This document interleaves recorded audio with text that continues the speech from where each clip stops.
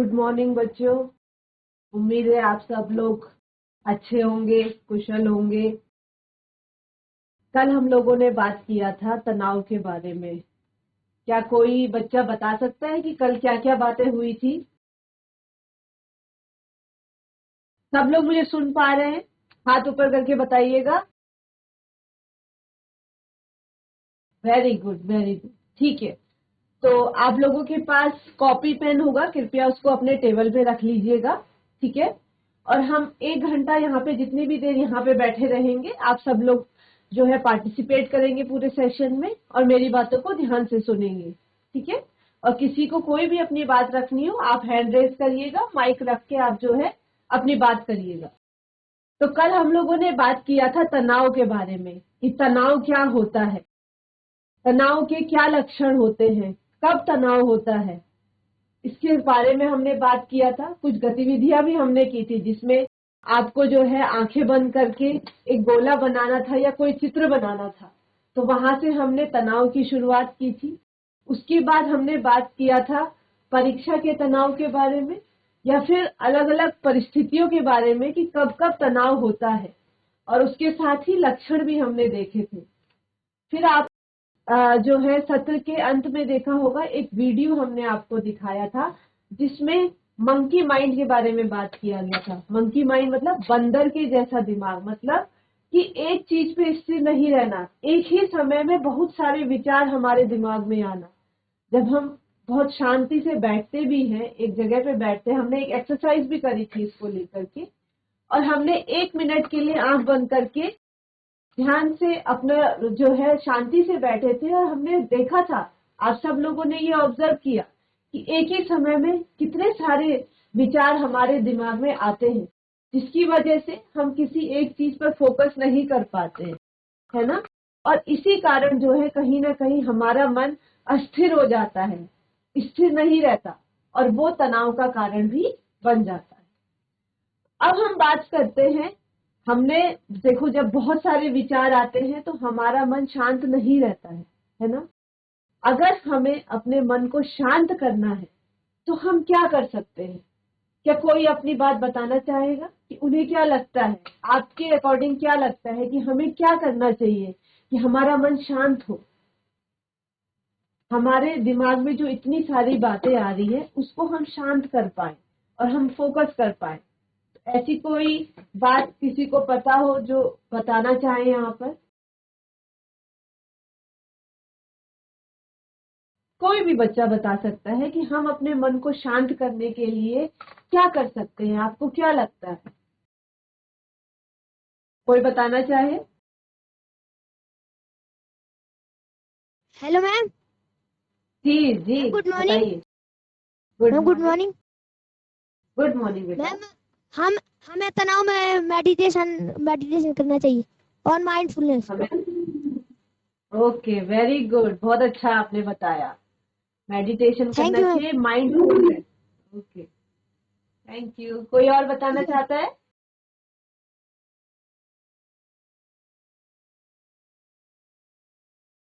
बिल्कुल, बहुत अच्छा आपने बताया, कल भी इस बारे में बात हो रही थी। तो चलिए हम भी अपनी तरफ से आगे बढ़ते हैं, देखते हैं और क्या क्या एक्टिविटीज है। हम जो है जब हमें अपने मन को शांत करना है तो हम थोड़ा सा रुक सकते हैं, ठहर सकते हैं। ठीक है, थोड़ा सा हम जो है आराम करें या विश्राम करें, जिससे हम अपने मन को शांत कर सकते हैं। इसके साथ ही जैसे अभी एक बच्चे ने बताया कि हम मेडिटेशन कर सकते हैं, मेडिटेशन के साथ ही हम जो है एक और एक्सरसाइज कर सकते हैं, हम लोग डीप ब्रीथिंग कर सकते हैं। हम गहरी सांस ले सकते हैं, गहरी सांस लेना फिर छोड़ना, लेना फिर छोड़ना। इससे क्या होगा, हमारा मन शांत होगा। ठीक है, आप सब लोगों ने ये एक्टिविटी पहले करी भी होगी, और हम इस एक्टिविटी को थोड़ा सा आज भी जो है प्रैक्टिस करते हैं और देखते हैं ये कैसे हमको मदद करता है, कैसे हमको हेल्प करता है। तो हम क्या करेंगे, मैं जो हूँ 4 तक गिनती गाऊंगी, 1 2 3 4, या 1 2 3 4, आपको क्या करना है, धीरे धीरे अपनी सांस को ऊपर लेना है, ठीक है। आपको डीप ब्रीदिंग करनी है, आपको सांस लेनी है ऊपर। 5 और 6 पे आपको थोड़ा सा जो है 2 सेकंड के लिए अपनी सांस को होल्ड करना है। और 7 और 8 में, जब मैं 7 और 8 कहूंगी तो आपको अपनी जो सांस है उसको मुंह से जो है नीचे छोड़ना है। और जब आप छोड़ोगे तो आप जो ध्वनि है, जो आपके मुंह से आवाज आएगी, उसको आपको सुनना है। आपको अपनी जो सांस है उस पर ध्यान देना है कि कैसे वो ऊपर जा रही है, फिर थोड़ा होल्ड किया और फिर जो है मुंह से उसको बाहर छोड़ा।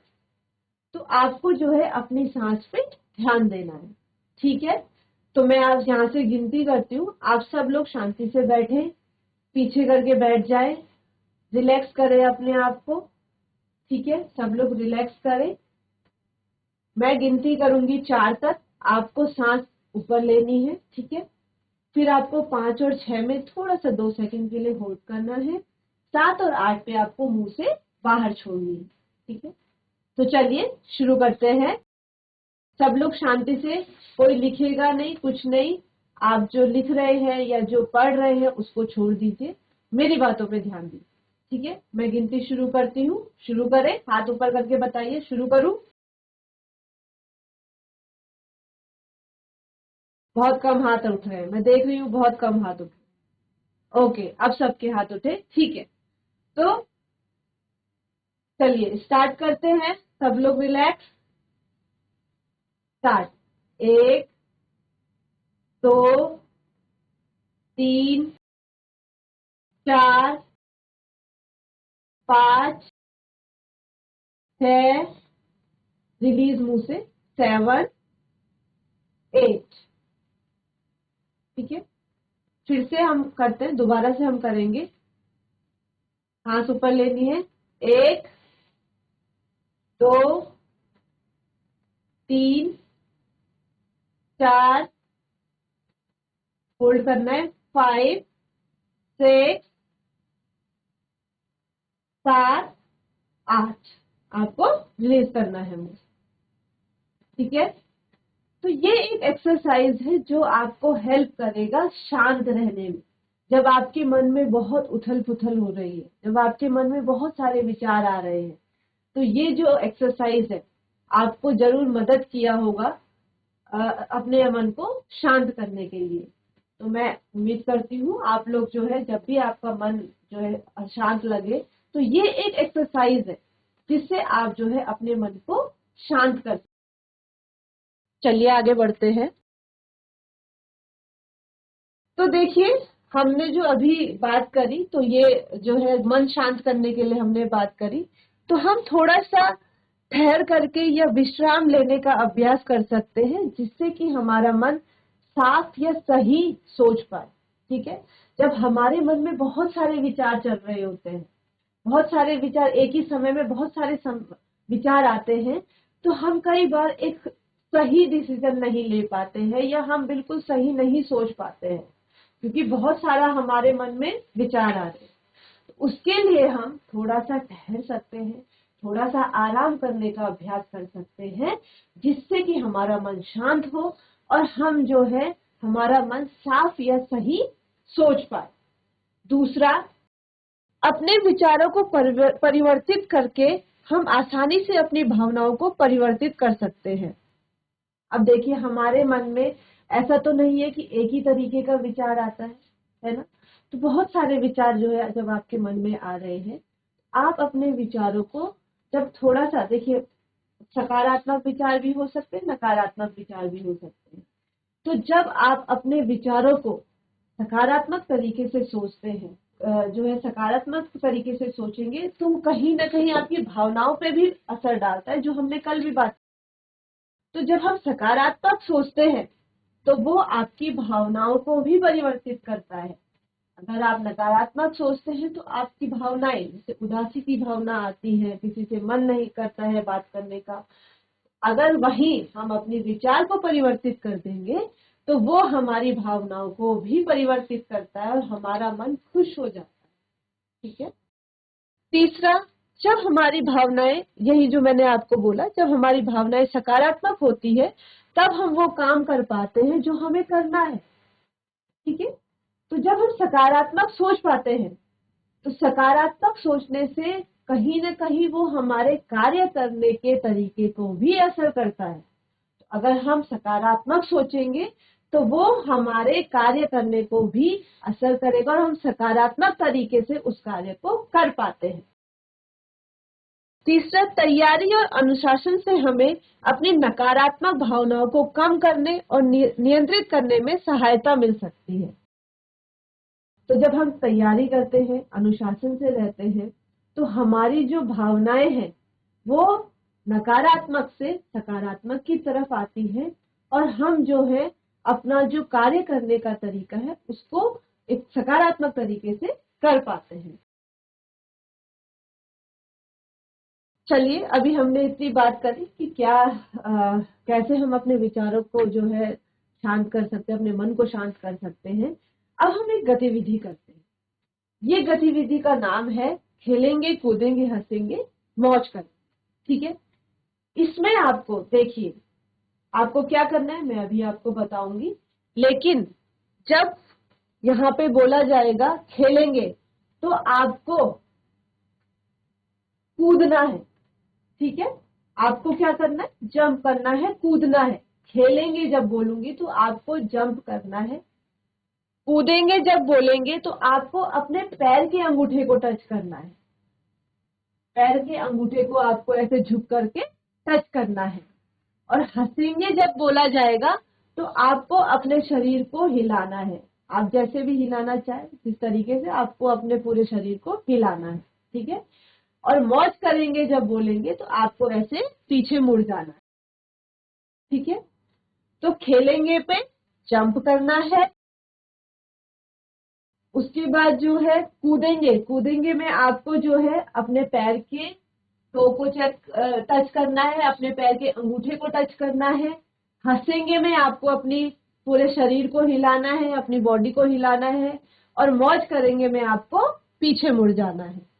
तो अब ये एक्टिविटी जो है देखिए, बैठे बैठे तो होगी नहीं, क्योंकि जंप करना है, अपने अंगूठे को टच करना है ना। तो आप सब लोगों से रिक्वेस्ट है, आप लोग अपने जो सीट है उस पे खड़े हो जाए, आराम से खड़े होएंगे, एक दूसरे से बातें नहीं करेंगे, अपनी जगह पे खड़े हो जाइए। अपने जगह पे आप सभी लोग खड़े हो जाइए। आप सबसे रिक्वेस्ट है, मैं देख पा रही हूँ आप लोग नहीं उठ रहे हैं। क्या आपको मेरी आवाज नहीं आ रही है?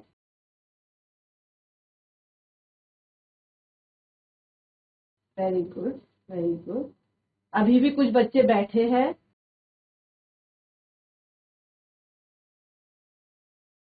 मन नहीं कर रहा है एक्टिविटी करने का?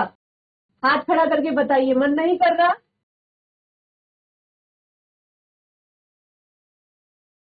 एक्टिविटी करनी है ना? करनी है? ठीक है, तो सब लोग जोश के साथ इस एक्टिविटी को करेंगे। ठीक है, खेलेंगे मतलब तो कूदना है, कूदेंगे मतलब पैर के अंगूठे को टच करना है। ठीक है, हंसेंगे मतलब आपको अपनी बॉडी को हिलाना है, अपने शरीर को हिलाना है। और मौज करेंगे मतलब आपको पीछे मुड़ना है। ठीक है, एक बार करें, एक बार प्रैक्टिस कर लेते हैं। ठीक है, खेलेंगे, कूदेंगे, हंसेंगे, मौज करेंगे। फिर से एक बार मुझे करके दिखाइए। खेलेंगे, कूदेंगे, हंसेंगे,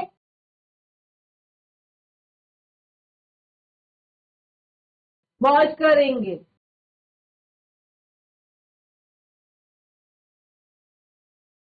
ठीक है, अब एक ऑडियो चलेगा। ठीक है, ऑडियो चलेगा, उसमें ये सब कुछ आएगा। आपको उस ऑडियो के साथ जो है ये एक्टिविटी करनी है। ठीक है, मैं चलाती हूँ। ओके, सब लोग तैयार हैं?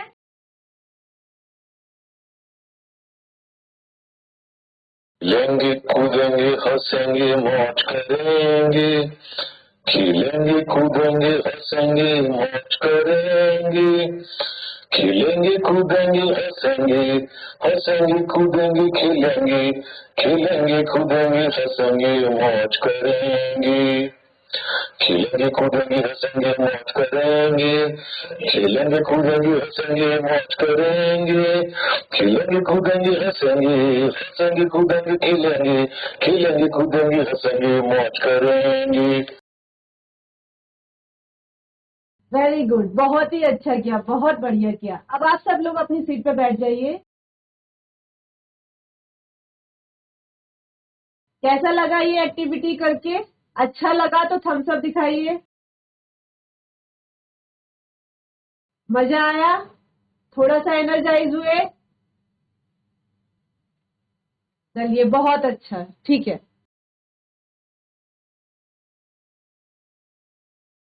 तो देखिए, ये एक एक्सरसाइज थी जिसमें आपने जो है अपने आप को एक सकारात्मक ऊर्जा जो है आपने अपने आप में फील करी होगी, महसूस करी होगी, एक एनर्जी आप सबके अंदर आई होगी।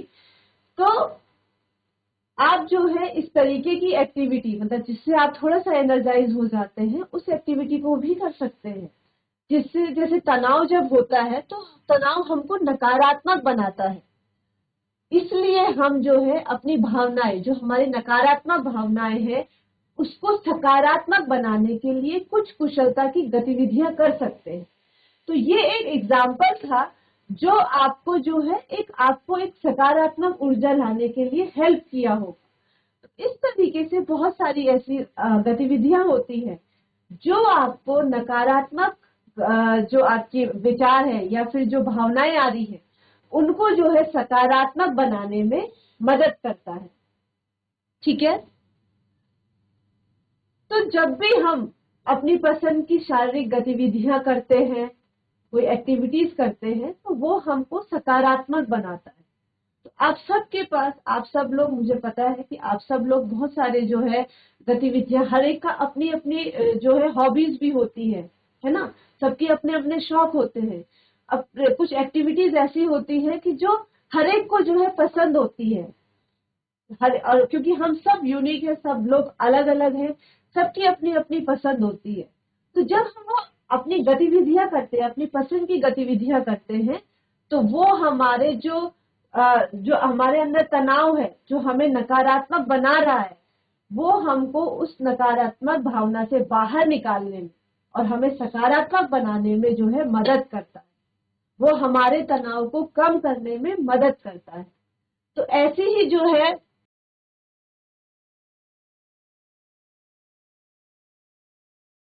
ऐसी ही कुछ गतिविधियां आप देख रहे होंगे यहाँ पर जो है स्लाइड में आपको दिख भी रही होगी। जैसे सबकी अपनी अपनी गतिविधियां होती है।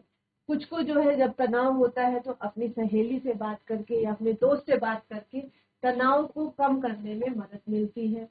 कुछ को जो है कुछ गेम्स खेलने में, जैसे कोई दोस्तों के साथ खेलने चले गए या अपने आप में कोई गेम आपको पसंद है, किसी को क्रिकेट होता है, किसी को जो है बैडमिंटन होता है, तो जो भी आपको जो है खेलना पसंद है, वो खेल करके भी जो है आप सकारात्मक फील करते हैं, आपका तनाव कम होता है।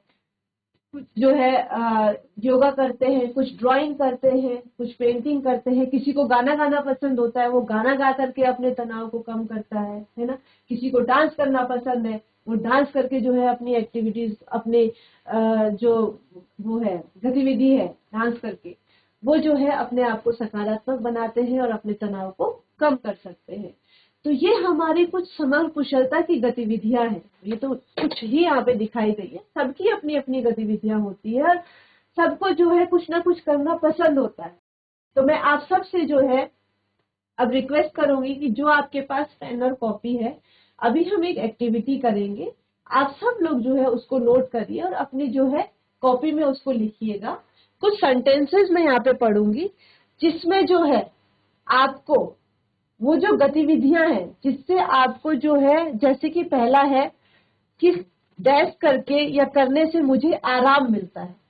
तो कुछ जो एक्टिविटी करके, कुछ भी हो सकती है वो एक्टिविटी, जैसे कि सोना हो सकता है, मेरे को जो है सोने से आराम मिलता है। या फिर किसी को जो है खेलने से आराम मिलता है। तो आपको जो भी अपने लिए लगता है, सब एक दूसरे का नहीं देखना है, अपना करना है। आपको अपना क्या लगता है, कौन सी ऐसी एक्टिविटी है, कौन सी ऐसी गतिविधि है जिसको करने से आपको आराम मिलता है, आप उसको जो है अपनी नोटबुक में लिखिएगा। जो कॉपी है उसमें लिखिए कौन सी गतिविधि करके आपको आराम मिलता है। 1 मिनट का समय मैं आपको दूंगी, आप थोड़ा सोचिए कि कौन सी ऐसी गतिविधि है जिसको करने से आपको आराम मिलता है।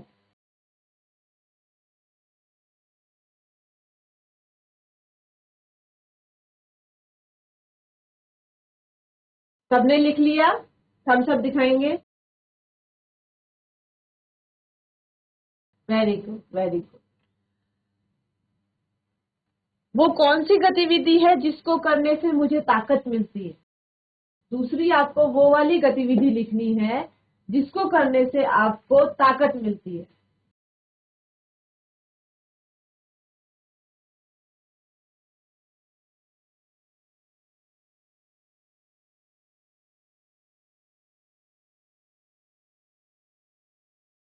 ठीक है। जब मैं परेशान होता हूं या होती हूं तब मुझे कौन सी ऐसी गतिविधि है जिसको करने से मुझे शांति मिलती है? जब मैं परेशान होता हूं या होती हूं तब कौन सी ऐसी गतिविधि है जिसको करने से मुझे शांति मिलती है? वो वाली गतिविधि आपको लिखनी है।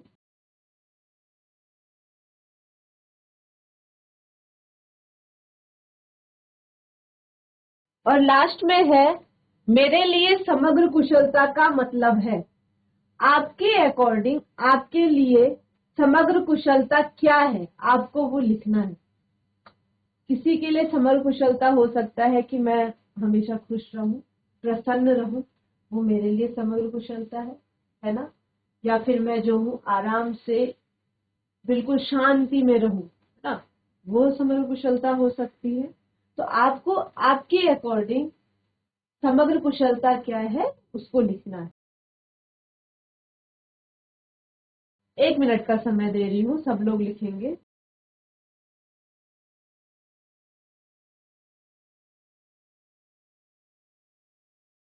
लिख लिया सबने? थम्स अप करेंगे। लिख लिया सबने? Okay, very good. क्या कोई शेयर करना चाहेगा? कोई अपनी गतिविधियां शेयर करना चाहेगा? नहीं करना है? चलिए कोई बात नहीं। तो मैं उम्मीद करती हूँ आप सबने लिखा होगा। तो आप सब लोग जो है अपनी एक्टिविटीज को जिस जो जो करके आपको, जी कोई बताना चाह रहा है? जी बताइए।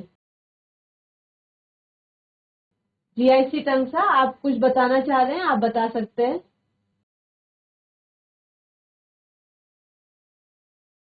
Hello ma'am. जी। मैम पहले का उत्तर है, मुझे व्यायाम करने से आराम मिलता है। अरे वाह, बहुत बढ़िया। दूसरा क्या लिखा? मैम मैम दूसरे हाँ का है, हाँ। मैम दूसरे का है, मुझे सोने से ताकत मिलती है। अरे वाह, बहुत बढ़िया, बहुत बहुत ही अच्छा। ठीक है। और ओके, थैंक यू, बहुत अच्छा आपने बताया। बहुत ही अच्छा आपने बताया, वो गतिविधियां बताई जिससे आपको जो है आराम मिलता है, जिससे आपको ताकत मिलती है। तो इसी तरीके से मैं उम्मीद करती हूँ बाकी सब बच्चों ने भी लिखा होगा, उनको भी उनकी गतिविधियां पता होंगी कि किससे उनको जो है समग्र कुशलता मिलती है, किससे उनको जो है आराम मिलता है, किससे शांति मिलती है, कौन सी एक्टिविटी से आपको ताकत मिलती है। तो वो सब आप लिख पाए होंगे। तो अभी जो हमने एक्टिविटी करी उसका हम जो है, जैसे मैं अभी आपको बताऊं तो कुछ शारीरिक गतिविधि करने से हमें अच्छा लगता है। जैसे अभी एक बच्चे ने बताया कि मुझे व्यायाम करके आराम मिलता है ना।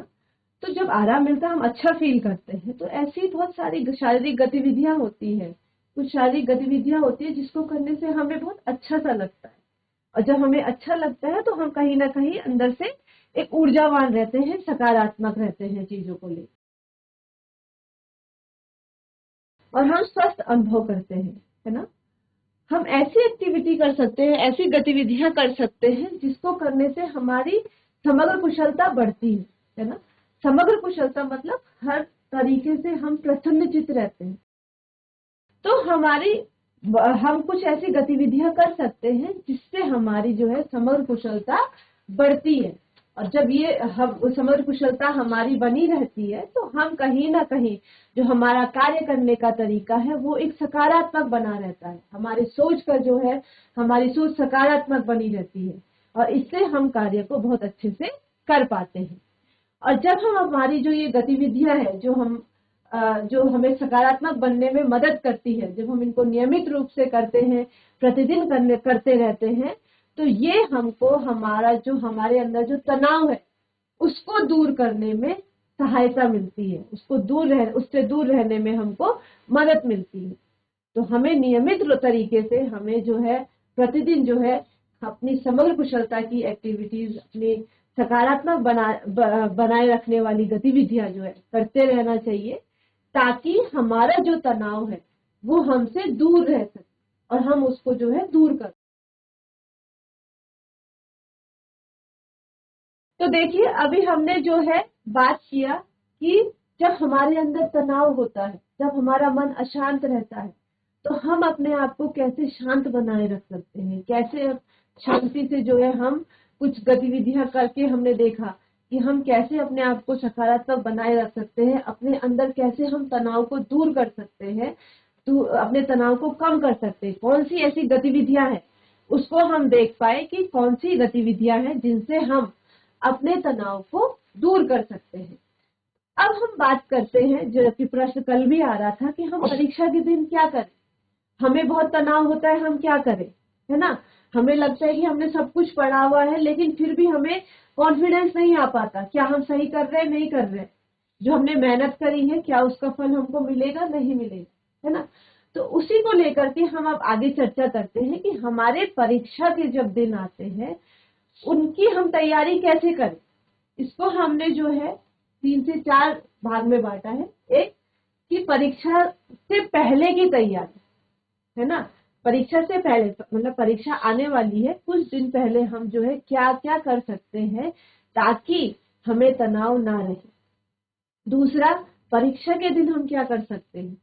और तीसरा, परीक्षा का जब परिणाम आने वाला होता है तब हम क्या क्या कर सकते हैं, क्या तैयारी कर सकते हैं ताकि हमारा तनाव दूर रहे।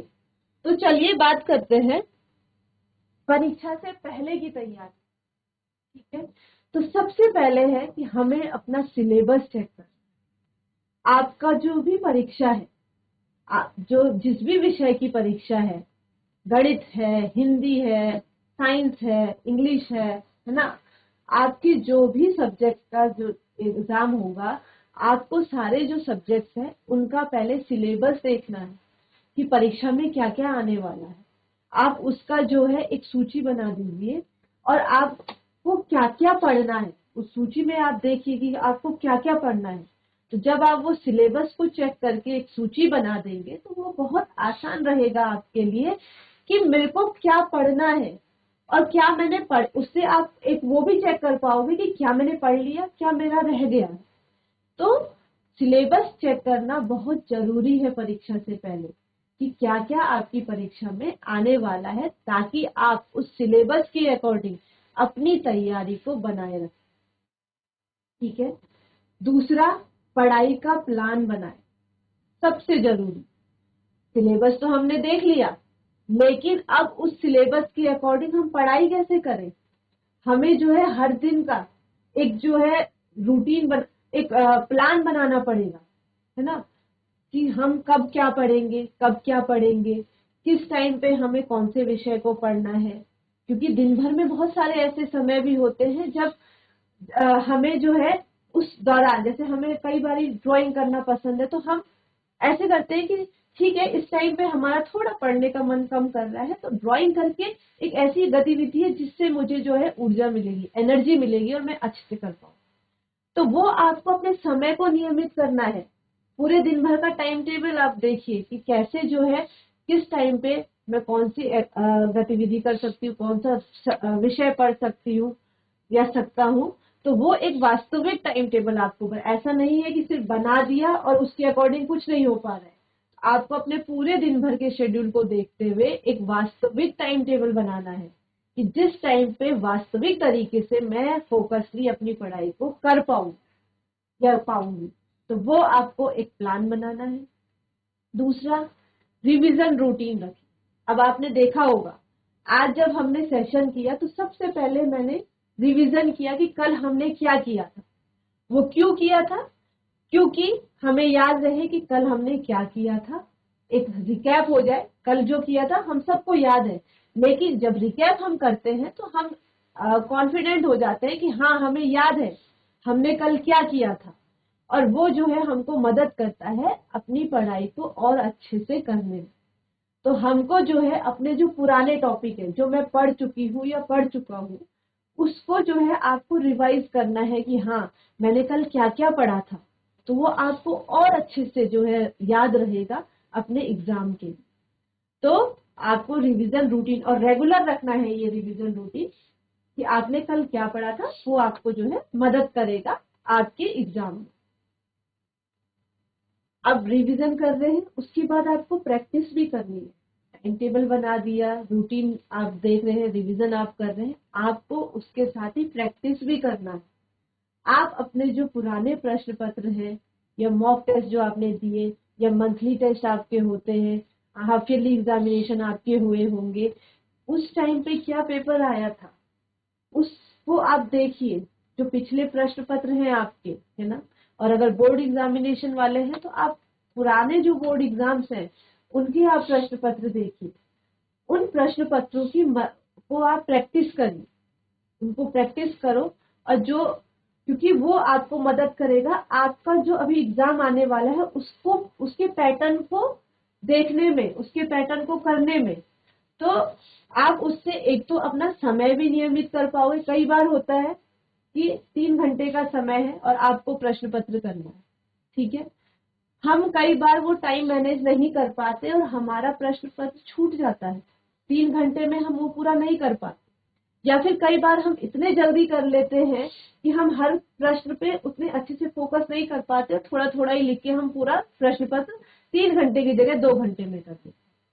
तो हमें अपने टाइम को भी मैनेज करना है। तो जब हम प्रैक्टिस करते हैं, जब हम अपने प्रश्न पत्र को प्रैक्टिस करेंगे पुराने प्रश्न पत्र के अकॉर्डिंग, तो वो हमें मदद करेगा। हमारे एक तो प्रैक्टिस तो होगी जो हम पढ़ रहे हैं उसको करने में, हमारे जो क्वेश्चंस उसमें आ रहे हैं उनको देखने में, उनको समझने में।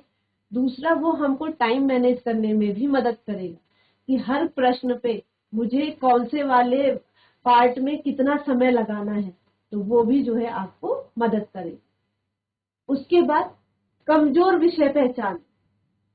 कुछ विषय ऐसे होते हैं जो हमको बहुत इंटरेस्टिंग लगता है और हम बहुत अच्छे से कर पाते हैं, वहीं कुछ विषय ऐसे भी होते हैं जो हमको पसंद नहीं आते।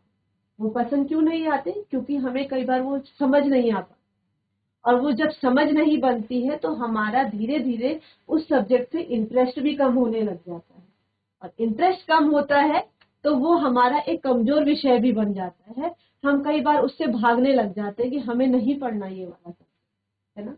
लेकिन हमें ऐसा नहीं करना है। हमें अपने कमजोर विषय को पहचानना है कि कौन से ऐसे विषय हैं जिसको मुझे कम पढ़ने का मन करता है ना, और जिसमें मुझे रुचि नहीं बन पा रही है। तो आपको जो है वो विषय पहचानने हैं और उसमें अतिरिक्त समय देना है। क्योंकि देखिए कुछ विषय ऐसे जो आपको ऑलरेडी आते हैं तो उस पर ज्यादा समय लगाने की जरूरत नहीं है, क्योंकि वो तो आपको ऑलरेडी आता है, बस उसको प्रैक्टिस करना है आपको, है ना। लेकिन जो कमजोर विषय है, जिनमें रुचि नहीं बन पा रही है, आपको उनको थोड़ा अतिरिक्त समय देना है ताकि आप उसको और अच्छे से समझ पाए और अपना इंटरेस्ट उसमें क्रिएट कर पाए, अपनी रुचि बना पाए। उसके लिए आपको थोड़ा एक्स्ट्रा समय देना पड़ेगा। तो इसलिए अपने जो कमजोर विषय है उनको पहचाने और उनको अतिरिक्त समय दें। इसके बाद छोटे स्टडी स्लॉट रखें। छोटे स्टडी स्लॉट मतलब कि हम जब पढ़ते हैं, हम जब पढ़ाई कर रहे होते हैं तो कई बार क्या होता है कि हम 2 से 3 घंटे बैठे हुए हैं, एक साथ हम बैठे हुए हैं। और अभी आपने पहले देखा कि हमारा दिमाग जो है वो मंकी माइंड जैसा होता है, मतलब कि एक ही समय में हमारे पास बहुत सारे विचार आते हैं। अब फिजिकली तो मैं बैठी हूँ यहाँ पे पढ़ने के लिए और 2 से 3 घंटा हो गया मुझे, लेकिन कई बार ऐसा होता है कि उस 2 से 3 घंटे में मैं एक पैराग्राफ भी ढंग से नहीं पढ़ पाती, क्योंकि मैं वहां पर फोकस नहीं कर पाई। मेरे दिमाग में बहुत सारी बातें आ रही थी और वो मेरे फोकस को हिला रहा था, मेरा फोकस नहीं बन पा रहा। तो इसलिए आप जो है जितनी देर पढ़ाई का, कई बार हर बच्चे का अलग होता है। कुछ बच्चे 1 घंटे तक पूरा जो है अपना फोकसली बैठ पाते हैं, कुछ बच्चे 15 से 20 मिनट बैठ पाते हैं, कुछ 30 मिनट, 45 मिनट। तो आप अपना वो पैटर्न पहचानो कि कितनी देर तक आप जो है फोकस होकर के पढ़ाई कर सकते हैं। कि आप जब बैठे हैं, मतलब जब आप बैठे हैं तो आप पढ़ाई का ही देख पा रहे हैं, पढ़ाई को ही सोच पा रहे हैं, इधर उधर की बातें नहीं आपके माइंड में आ रही। तो वो आप पहचाने अपने पैटर्न को, तो उसके अकॉर्डिंग आप अपना जो स्लॉट है स्टडी का उसको बनाए। अगर आप 20 मिनट बैठ रहे हैं तो 5 से 10 मिनट का ब्रेक ले लो, उसके बाद फिर से 20 मिनट बैठ जाओ, फिर से 5 से 10 मिनट का ब्रेक ले लो, उसके बाद फिर से 20 मिनट बैठ जाओ। तो इससे क्या होगा कि आप अपनी पढ़ाई को बहुत फोकसली कर पाओगे और आपको समझ आ पाएगा, वो जो विषय आप पढ़ रहे हैं उसको बहुत अच्छे से आप उसको समझ पाएंगे और कम समय में आपको अच्छे से समझ में आ जाएगा। इसके साथ ही नींद और भोजन का ध्यान रखें। आपको ऐसा नहीं है कि एग्जाम है तो नींद आपकी तनाव से जो है पहले ही गायब हो गई कि भाई कल एग्जाम है, मैं क्या करूंगा, या इतने टाइम बाद एग्जाम है, मैंने तो पढ़ाई करी नहीं है। कई बार होता है बस वो माइंड में ही चलता रहता है, मैंने पढ़ाई नहीं करी है और जो है एग्जाम आने वाले हैं, और उसकी वजह से कई बार नींद भी नहीं आती। लेकिन आपको ऐसा नहीं करना है, क्योंकि जब आप ये सारी एक्टिविटीज जो अभी मैंने पहले बताई वो कर रहे हैं तो आप बहुत अच्छे से पढ़ाई कर रहे हैं। और इसके लिए आपको सबसे जरूरी है अपने आप को हेल्दी रखना, क्योंकि जब आप शारीरिक तरीके से स्वस्थ रहेंगे तभी आप मानसिक तरीके से भी खुश रह पाएंगे, आप अच्छे से जो है अपनी पढ़ाई को कर पाएंगे। उसके लिए सबसे जरूरी है कि पर्याप्त नींद लेना और भोजन। जो भोजन है आप उसको जो है स्किप मत करिए, आप जो रेगुलरली खाते रहते हैं नॉर्मल डेज में आप उसको जो है खाते रहें, और अपनी नींद जो है पर्याप्त नींद जितनी आपके लिए आवश्यक है उतनी जो है आप नींद को पूरी करें। इसके बाद एग्जाम किट तैयार रखें। एग्जाम किट मतलब अगर कक्षा 6 से 8 के बच्चे हैं, आपको अपनी pencil, rubber, cutter, pen, scale, है ना, कंपास, जो भी जरूरत है आपका, जो ज्योमेट्री बॉक्स है, जो भी आपको जरूरत है आप उसको जो है पहले से ही ध्यान में रखें कि मेरे को एग्जाम में क्या क्या जरूरत पड़ सकती है। आप जो है उसको पहले से तैयार करके रखें। बोर्ड वाले बच्चे हैं, बोर्ड एग्जामिनेशन के बच्चे हैं, उनके लिए सबसे जरूरी है एडमिट कार्ड, क्योंकि बिना एडमिट कार्ड के तो आपको एंट्री भी नहीं मिलेगी। तो आपको जो है अपना एडमिट कार्ड हो गया, अपना जो स्टेशनरी किट है, जो जो आपको जरूरत है वहां पे एग्जाम के लिए, उसको आपको पहले से आप तैयार करके रखें, सोच के रखें। आपको जिस चीज की जरूरत है उसको आप सोच के रखें, और कहाँ से आपको वो मिल सकता है आप उसके बारे में भी सोचिए, ताकि एग्जाम से पहले ही आप उसको अपने पास उपलब्ध करवा दें और उसको तैयार रख लें। ठीक है। और सबसे जरूरी है शांत रहें और सकारात्मक रहें। तनाव ना लें, शांत रहें, सकारात्मक रहें और अपने आप पर भरोसा करें, क्योंकि जब आप ये सारी चीजें कर रहे हैं तो ऑटोमेटिकली आप बहुत अच्छे से अपनी पढ़ाई को कर रहे हैं, अपने समय को मैनेज कर पा रहे हैं। तो इसलिए अपनी जो तैयारी है उस पर आप भरोसा रखिए, अपने पे खुद पे भरोसा रखिए और सकारात्मक रहें। ठीक है। तो ये मैंने आपको बताया परीक्षा से कुछ दिन पहले की तैयारी। ठीक है। अभी आपके कुछ दिनों बाद परीक्षा है, अभी आप जो है पहले से ही मुझे पता है कि आप लोग कर ही रहे होंगे इस तरीके से। अगर नहीं कर रहे तो आप इस तरीके से अपनी पढ़ाई को मैनेज कर सकते हैं। अब हम बात करते हैं परीक्षा के दिन की तैयारी। अब कई बार होता है कि आज एग्जाम है, अब आज मुझे क्या क्या करना है, मुझे तो बहुत ज्यादा स्ट्रेस हो रहा है, मैं क्या करूंगी आज, है ना, आज मैं कैसे, मतलब मैंने तो पढ़ा था लेकिन मैं सब भूल जाऊंगी। आपको हड़बड़ाहट नहीं करनी। उसके लिए आपको परीक्षा के दिन क्या तैयारी करनी है, ये मैं आपको 3 तरीके से बताऊंगी। पहला, परीक्षा से पहले 9 या 10 बजे से एग्जाम है, उससे पहले आपको क्या करना है, सबसे जरूरी है समय पर उठें। ठीक है, समय पर उठें और मन को शांत रखें। आपको जो है ऐसा नहीं है कि बिल्कुल एग्जाम जो है 9 बजे का है तो आप जो है 8:30 बजे उठे, फटाफट रेडी हुए और एग्जाम में चले गए। इससे क्या होएगा, एक तो आपका मन शांत नहीं रहेगा, दूसरा जो आपकी चीजें जो जो जरूरी है एग्जामिनेशन के लिए, हो सकता है वो भी जल्दीबाजी में भूल जाए, है ना? तो इससे भी तनाव हो जाता है। इसलिए हमें क्या करना है, परीक्षा के दिन समय पर उठना है और खुद पर भरोसा रखना है, मन को शांत रखना है। दूसरा, हल्का और स्वस्थ भोजन खाना है। हमें जो है बहुत हैवी भी नहीं खाना है, जो आपके लिए सही है आपको उस अकॉर्डिंग जो है हल्का और स्वस्थ भोजन खाना है, ताकि परीक्षा के दौरान कई बार होता है ना, हम लोग बहुत भारी अगर नाश्ता कर देते हैं तो हमें नींद आने लगती है और हमें कुछ आता भी है लेकिन लिखने का मन ही नहीं करेगा। तो इसलिए हमें ध्यान रखना है कि हम जो है हल्का खाएं और स्वस्थ खाएं। दूसरा जरूरी सामान जो मैंने आपको पहले भी बताया, आप जो है परीक्षा से पहले भी उसको चेक कर लें कि मैंने वो सारी चीजें रखी हैं या नहीं रखी है। एडमिट कार्ड रखा नहीं रखा, पेन मैंने देख लिया, उसकी रिफिल जो है कहीं वो ऐसा तो नहीं कि खत्म होने वाली है, तो वो ढंग से है नहीं है, इंक अगर है तो इंक रखी है नहीं रखी है, पेंसिल शार्प करी है नहीं करी है, तो वो सब आप जो है सुबह में पहले चेक कर लीजिए। और सबसे जरूरी है सकारात्मक सोच रखें और खुद पर भरोसा रखें। आपको सकारात्मक सोचना है, आपको अपने मन को शांत करना है और सोचना है कि मेरी जो तैयारी है आज मुझे सब कुछ आ जाए। आपको हमेशा यही सोचना है, एग्जाम में कुछ भी आए मैंने सब पढ़ा है और मुझे सब कुछ आ जाएगा। तो इसी सोच के साथ जो है आपको अपनी परीक्षा में जाना है। अब इसके बाद परीक्षा में पहुंच गए, अब परीक्षा के दौरान आपको क्या करना है। ठीक है, जब परीक्षा होती है तो उस टाइम पे क्या करना है, आपको अपने तनाव को दूर करने के लिए सबसे जरूरी परीक्षा केंद्र पर समय पे पहुंचना। आपको जो है हमेशा अपना जहां आपके एग्जाम हो रहे हैं वहां पर आपको समय पे पहुंचना है, ताकि कई बार होता है ना कि सीटिंग अरेंजमेंट रहते हैं, है ना, कई बार मेरी जो क्लास है उस क्लास में मेरी सीट नहीं है, मेरी सीट तो कहीं और है। तो अगर आप समय पे पहुंचोगे तो आपको समय से पता चल जाएगा कि आपको कौन सी क्लास में जाना है, कौन सा आपका टेबल है, आपका रोल नंबर कहाँ पे चिपकाया हुआ है, कौन से टेबल पे है, तो वहां पर आप समय पे पहुंच पाओगे और आराम से जो है अपने एग्जाम को दे पाओगे। दूसरा, प्रश्न पत्र और निर्देशों को ध्यान से पढ़ें।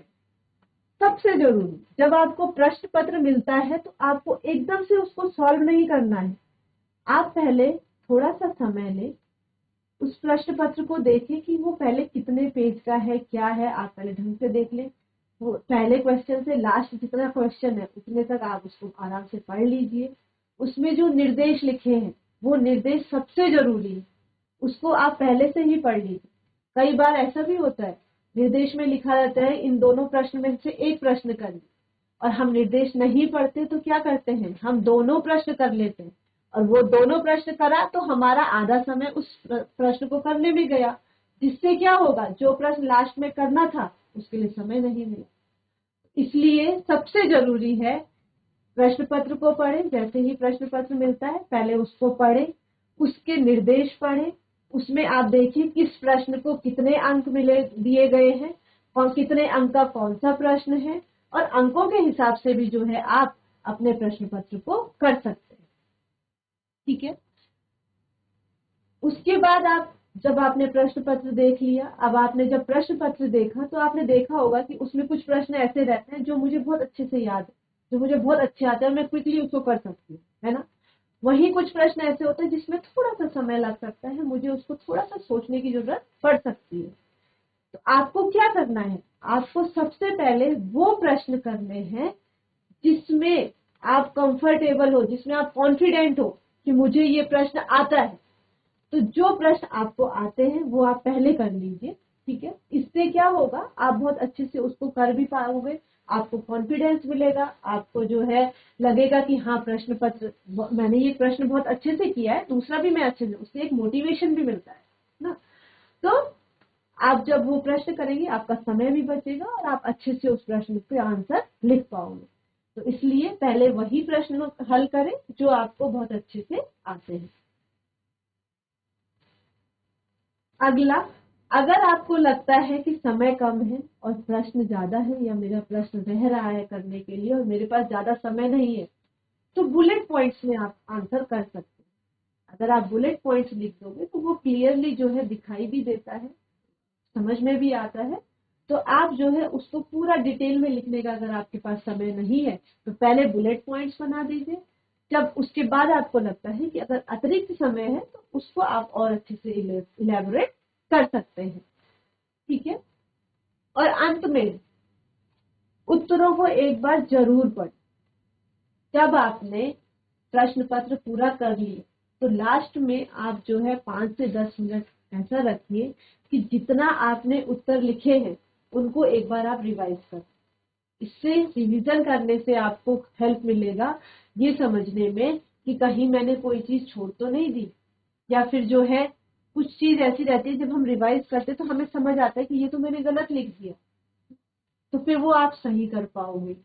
किसी को आपको हाईलाइट करना है वो आप हाईलाइट कर पाओगे।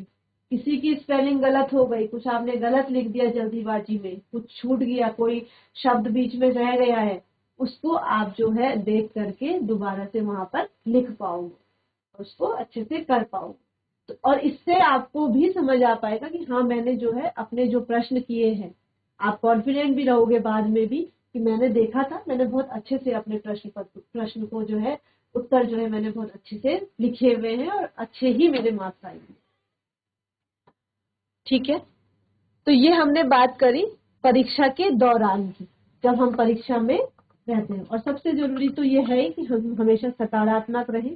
कई बार ऐसा भी होता है कि हम दूसरे को देखते हैं, यार वो फटाफट लिख रहा है और मैं अभी यहीं बैठा हुआ हूँ, तो वो क्या लिख रहा होगा ऐसे, वो नहीं सोचना है। अपने आप को सकारात्मक रखना और अपने पे फोकस करना है कि मैं जो हूँ अपना जो मेरे को जितना आता है मैं अच्छे से कर पाऊँ। अब हम बात करते हैं परीक्षा के बाद की। परीक्षा जब खत्म होगी, आपने एग्जाम दे दिया, आपने अपना जो आंसर शीट थी वो सर को या मैम को सौंप दिया आपने। अब परीक्षा के बाद जब आप कमरे से बाहर गए तब आपको क्या करना है, एकदम से बाहर निकल के उत्तरों पे चर्चा नहीं करनी, ठीक है। इससे क्या होता है, जब हम उत्तरों पे चर्चा करते हैं तो जब हम दूसरे से डिस्कशन करेंगे, हो सकता है उसका आंसर दूसरा हो और हमारा आंसर दूसरा हो, तो वो कहीं ना कहीं फिर हमको लगता है, हमें ये नहीं पता कि मैं सही हूँ या दूसरा सही है, पर ऐसा लगता है कि शायद वो ही सही था, मैं गलत था। तो इसलिए जो है वो आपके कॉन्फिडेंस को डाउन कर ले, आपको लगेगा मैंने आंसर गलत दे दिया, मैंने गलत लिख लिया, और वो आपको जो है तनाव की तरफ लेकर के जाने लगे कि मैंने तो इतने कॉन्फिडेंस से लिखा था और वो उसने दूसरा लिखा, इसका मतलब मैंने गलत कर दिया। तो इसलिए आपको तुरंत जाकर के उत्तरों पे चर्चा नहीं करनी, ठीक है।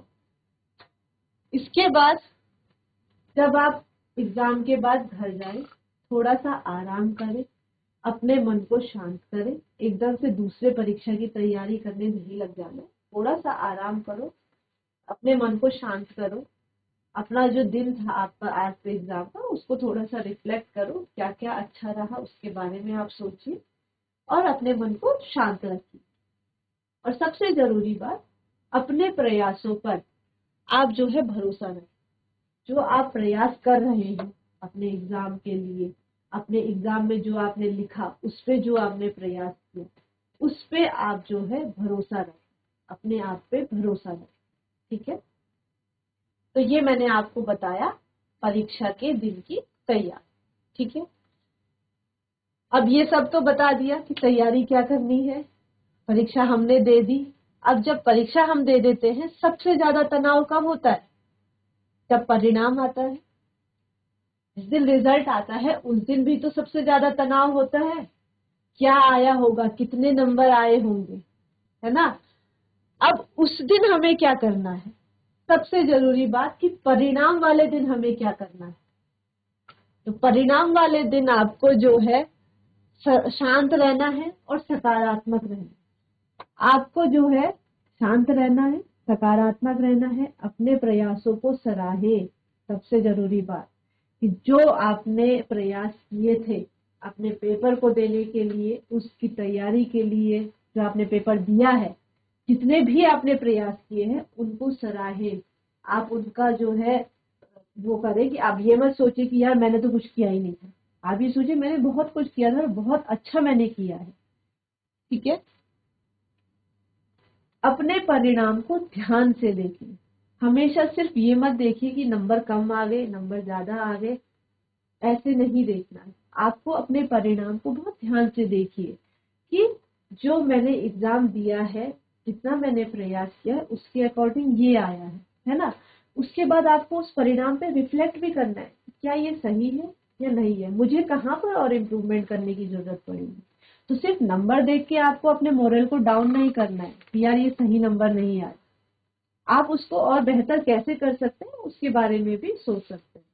तो आपको अपने परिणाम को बहुत ध्यान से देखना है और उसको समझना है कि क्या परिणाम से क्या आपको समझ आ पा रहा है अपना। अपनी प्रगति और सुधार पर ध्यान, जैसे अगला पॉइंट है ही, अपनी प्रगति और सुधार पर ध्यान दें। ये जो परीक्षा आप दे रहे हो, हर साल दे रहे हो, कुछ नया तो नहीं है कि इतने सालों में आप एक बार दे रहे होंगे। हर बार आप अपनी परीक्षा दे रहे हो, है ना। हर बार आपको रिजल्ट मिलता है। तो आपको अपना जो आकलन है, जो अपना परिणाम है, वो आप अपने पिछले साल से देख सकते हो कि यार जब मैंने लास्ट टाइम दिया था तो ऐसा ऐसा रहा था मेरा रिजल्ट, इस बार मेरा रिजल्ट ऐसा रहा है। अगर अच्छा आया है तो बहुत अच्छी बात है, आप उसको देखिए कि देखिए मैंने इस तरीके से इस बार अपना जो है रूटीन बनाया था, अपनी पढ़ाई करी थी, तो इस बार मेरा इसलिए इतने अच्छे नंबर आ गए हैं, पिछले साल से मेरा जो है इसलिए इतना अच्छा रिजल्ट रहा है। और अगर कहीं पर लग रहा है कि कम है, आप देखिए कि जो है मुझे कहाँ पर सुधार करना पड़ेगा, है ना। पिछली बार तो अच्छा ही आया था लेकिन इस बार थोड़ा कम आया, तो क्या ऐसा रीजन रहा, कौन सा ऐसा कारण था जिससे जो है जिसमें मुझे थोड़ा सा सुधार करने की जरूरत है। तो अपनी प्रगति और सुधार दोनों पर ध्यान दें। ठीक है। दूसरों से तुलना ना करें, हमें दूसरों से तुलना नहीं करनी। हर बच्चा अलग है, हर बच्चे की कैपेसिटी अलग है, हर बच्चे का अपना पढ़ने का तरीका, अपना जो है याद करने का तरीका सबका अलग है। किसी को जो है लिख करके याद होता है, किसी को सिर्फ पढ़ने से ही याद हो जाता है। तो सबका अपना अपना तरीका होता है और हर बच्चा अलग है। तो इसलिए हमें जो है एक दूसरे से कंपेयर नहीं करना है, उसके ज्यादा आ गए मेरे कम आ गए, ऐसा क्यों हो गया, है ना। और उससे भी क्या होता है, हम फिर तनाव में रहते हैं। तो हमें दूसरे से तुलना नहीं करनी है। शिक्षक और अभिभावक की बात ध्यान से सुन। मम्मी पापा है या दादा दादी है, नाना नानी, हमें उनकी बात को बहुत ध्यान से सुनना है ना।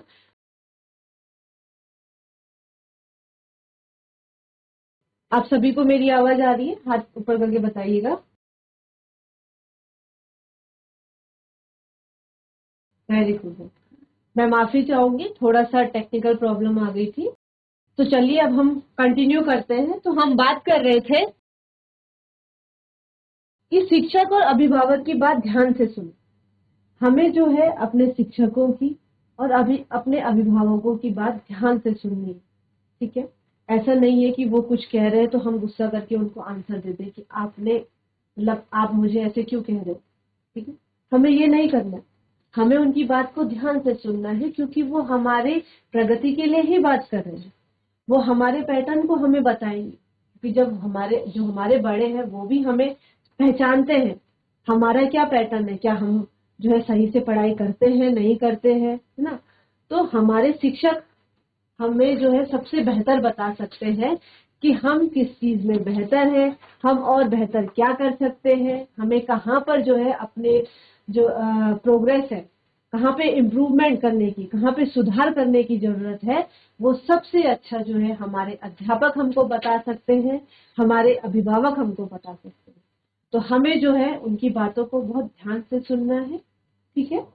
इसके बाद हमें जो है फीडबैक को सीखने के अवसर की तरह लें। फीडबैक मतलब जो हमारे अभिभावक, जो हमारे शिक्षक हमें बता रहे हैं कि आपको ये करना चाहिए, ये नहीं करना चाहिए, जो वो बातें बता रहे हैं वो होता है फीडबैक। वो हमको एक फीडबैक दे रहे हैं कि आप कैसे अपने आप को और बेहतर बना सकते हैं। तो हमें उस फीडबैक को एक अवसर की तरह लेना है, एक सुधार के अवसर की तरह लेना है।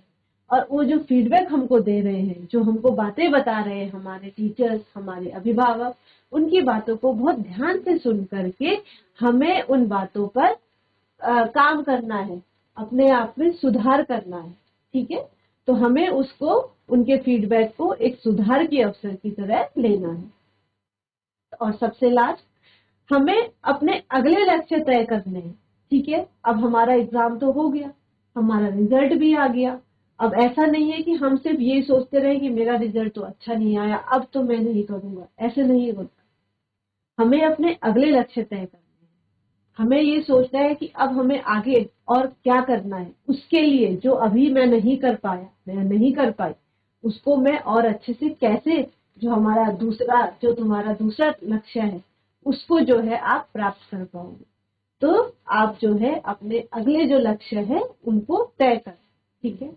और परिणाम जो है, जो रिजल्ट है, वो आपकी पहचान नहीं है। जो परिणाम है वो आपकी पहचान नहीं है, वो आपकी यात्रा का एक हिस्सा है। जैसे मैंने आपको बताया कि आप हर साल एग्जाम देते है ना, हर कक्षा में आप एग्जाम देते हैं।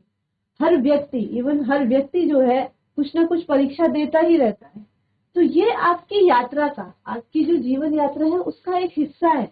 ये आपका जो है एक पहचान नहीं है। जो रिजल्ट है वो आपकी पहचान नहीं है, वो आपकी यात्रा का एक हिस्सा है। तो इसलिए आपको जो आपका परिणाम आया है उसको पॉजिटिवली लेना है, सकारात्मक लेना है, और उसको लेकर के आपको तनाव नहीं करना है, नहीं लेना है। तो हमने आज बातें करी अभी कि तनाव से जो है कैसे कैसे, मतलब परीक्षा के टाइम पे पहले तो हमने बात करा कि तनाव को कैसे हम दूर रख सकते हैं, कौन सी वो कुछ गतिविधियां हो सकती है जिससे हम जो है अपने तनाव को दूर रख सकते हैं। उनमें से हमने कुछ एक्टिविटी करी भी, जैसे गहरी सांस लेने वाली एक्टिविटी है वो हमने करी। दूसरा, हमने जो है अपने ही जगह पे खड़े होकर के खेलेंगे, कूदेंगे, नाचेंगे, मौज करेंगे वाला किया, वो एक एक्टिविटी करी जिसने हमको जो है हमारे अंदर एक सकारात्मक ऊर्जा लाने में मदद किया। तीसरा, हमने बात किया कौन सी वो गतिविधि है, आप सब लोगों ने अपनी अपनी वो गतिविधियां देखी, आप सोच पाए उन गतिविधियों के बारे में जिससे आप सकारात्मक महसूस करते हैं। तो वो समग्र कुशलता की गतिविधियां क्या हो सकती हैं, उस पर भी हमने आज जो है चर्चा करी।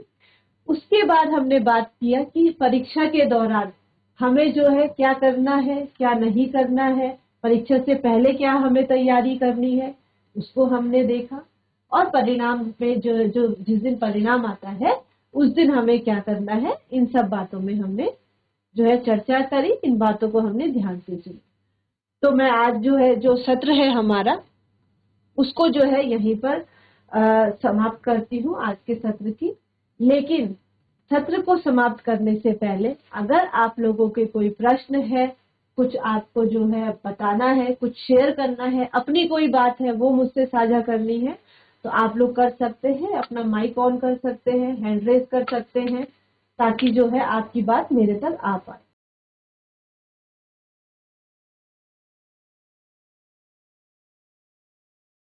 कोई कुछ साझा करना चाहता है?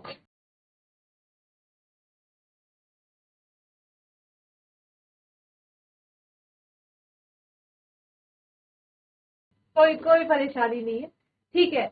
तो मैं उम्मीद करती हूँ जो आज 2 दिन का जो हम लोगों ने परीक्षा तनाव के बारे में बात किया, उसके प्रबंधन के बारे में बात किया, आप सब लोगों को बहुत अच्छे से समझ आया होगा। और आप लोग इस तरीके से जो है अपने जीवन में इसको जो है फॉलो भी करेंगे, इसी तरीके से अपनी पढ़ाई करेंगे। और आप सभी को जो है आपकी जो आगामी परीक्षाएं हैं उसके लिए बहुत बहुत शुभकामनाएं। आप बहुत अच्छे से अपनी परीक्षाएं दें। और इसी के साथ जो है हम आज के सत्र को समाप्त करते हैं। धन्यवाद।